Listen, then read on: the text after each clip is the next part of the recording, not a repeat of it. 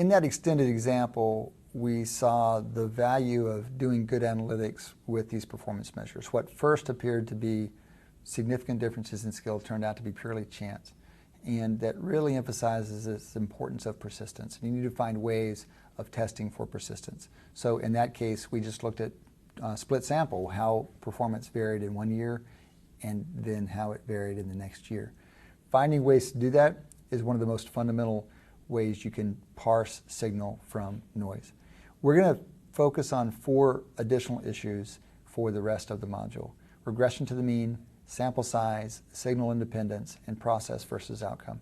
These are all important concepts to have in mind as you dig into your data, and they're also issues that we tend to have if we only reason about data intuitively. So they're issues that data can improve, analytics can improve, but analytics aren't a panacea. You can still make these mistakes even with data. So let's drop into them. The first is regression to the mean, and I want to start that with a very simple model of performance where you can think of performance in terms of real tendency plus luck. And we've been talking about this a little bit, but we can formalize it and don't get too put off by the baby math here. But in formal terms, you can think of performance Y as a function of X, true ability, and E, some error, some randomly distributed error around 0. Now, what does that mean for when we sample on extreme performance? What underlies extreme success and failure? What is that? If that's the model of the world, and everything we've been saying so far says it is, that there's some noise in these performance measures, what does it mean when we sample on extreme performance? Well, it means that extreme success suggests that the person might in fact have superior ability or tried very hard, but also that they got lucky, that error was positive. And conversely, extreme failure perhaps means inferior ability or that they did not try very hard, but also negative error or that they got unlucky. We can be sure that as we sample very extremely on performance measure, a noisy performance measure, and they're all noisy, we can be sure that when we go to the extremes, we get extreme error as well. So what are the consequences of that? There's one very important consequence, and that is in subsequent periods, error won't be negative again. It will regress to the mean. You'd expect it to be 0. Error is by definition 0. And if you got very positive error in one period, you would expect less error in the following period. This is a notion called regression to the mean, and it's one of the most important notions in performance evaluation. So, an example. There was a study a few years ago of mutual fund performance in the 1990s. So the study divided the 1990s into 2 halves, 1990 to 94, and then 1995 to 1999. And they looked at the top 10 performing funds from the first half of the decade. And here, I'll show them to you. We anonymized them. This is just supposed funds A through J and their performance in the early 1990s. There were 283 funds in this study. These are only the top 10 performing funds. Then they did 2 things. They go and ask, how do these funds perform in subsequent years? And they did an interesting thing in between. They asked people, what do they predict happened in the next few years? What do they think performance will be realized in the second half of the decade? So here are the predictions, the estimations from the people that they asked. They thought they didn't think the top performing firm A would again be the top performing firm, but they thought maybe 10th, and so on down the list. E, which is the 5th performing firm, they thought, well, maybe 44th. And so you can see that they didn't expect the firms to be as good, but they expected some regression to the mean. Then they looked at what actually happened. What actually happened? It ranged from 129th, 21st, 54th. The interesting thing is that on average, the firms performed, their rank was 142.5. What is the significance of 142.5? It's half of the total number of firms in the study. In other words, the average performance of the top 10 firms in the second period, the second half of the 90s, was perfectly average for the sample. They regressed entirely. The top 10 mutual funds in the top half of the 90s, in the early 90s, regressed entirely to the mean in the second half of the 90s. If that's the case, what does that say about how much skill versus luck was involved with how those firms did in the first half of the 90s. If they regress all the way to the mean in the second period, it suggests that there was no skill, that the differences that we saw, and there are huge consequences to those differences because we know that new funds flow to successful funds, were in fact entirely based on luck. So there are many other examples. Danny Kahneman, Nobel Prize winner Danny Kahneman, gives a famous example of being an officer in the Israeli Air Force. He was studying the officer in the Israeli Air Force. This was early in Kahneman's career.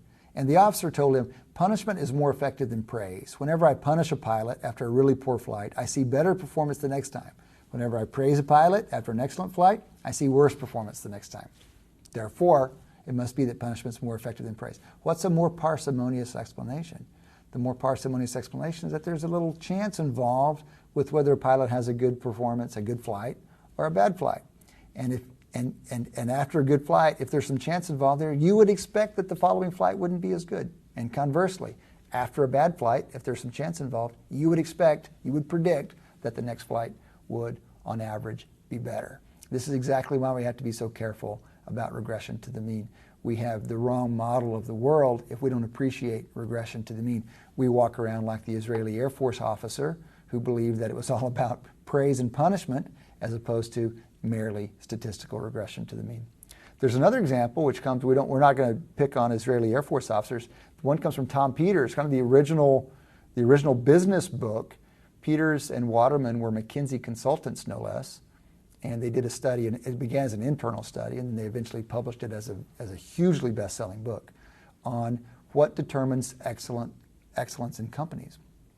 They selected 43 high-performing firms and tried to learn what they could about business practices from these top 43 firms.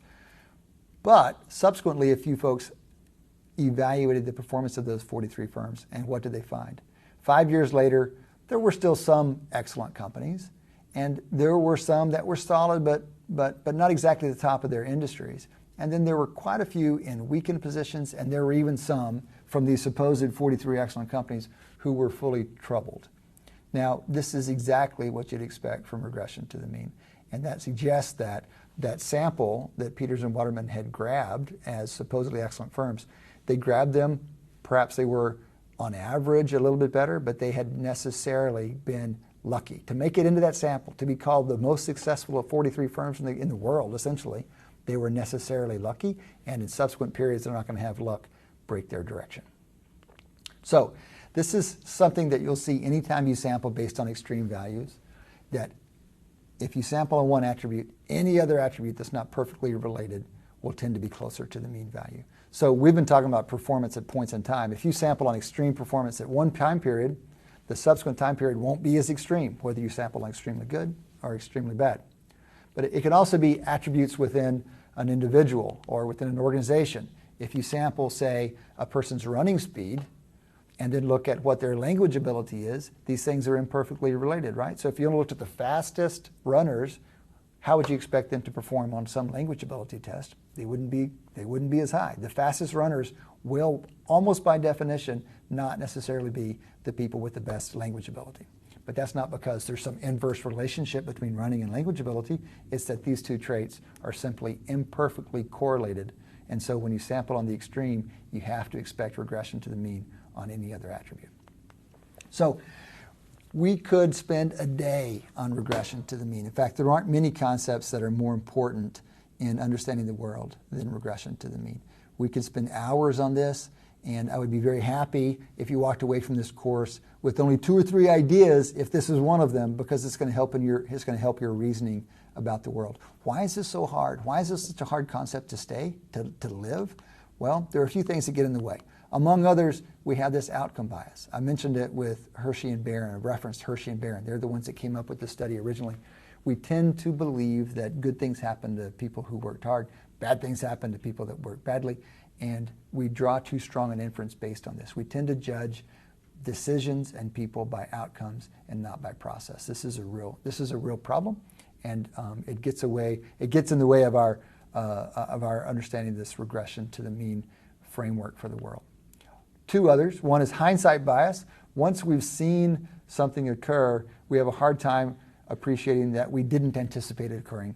We, in fact, often misbelieve that we anticipated that that's exactly what would happen. We show hindsight bias. And again, if that's the way we reason about what happens, then we're not going to appreciate that what happens next could possibly be just regression to the mean. And then finally, narrative seeking. We want to make sense of the world. We want to connect the dots. We tend to believe things better if we can tell a causal story between what took place at time 1 and what took place at time 2. And if we can tell a causal story, then we actually have a great confidence in our ability to predict what happens next. We seek these stories as opposed to what I've been telling you, which is this dry statistical reason for why things happen. We seek stories. And that, again, gets in the way of our understanding the statistical processes that actually drive what's going on. So, in short, we make sense of the past. We are sense-making animals, and we make sense of the past. And there's not a lot of sense to be had from merely regression to the mean, but it's going to get in the way of our predicting what happens next. We try to find stories that connect all the dots. And we, by doing that, give chance too small a role in those stories. So there was an internet meme that captures this well a year or two ago, where if this is knowledge distributed in your experience in the past, this is knowledge you might have, and with that knowledge, perhaps you can add some experience and start connecting the dots, drawing some lines, create something from that knowledge. That's good. That's what we want experience to do. But then sometimes we're inclined to do this, which is get a little too creative and overfit those lines. And we turn what should be a pretty straight grid, pretty parsimonious connections into something that is unlikely to replicate in the future. It might be very satisfying, interpretation of the past, but it's overfit. And an overfit interpretation of the past is going to make very bad predictions about the future.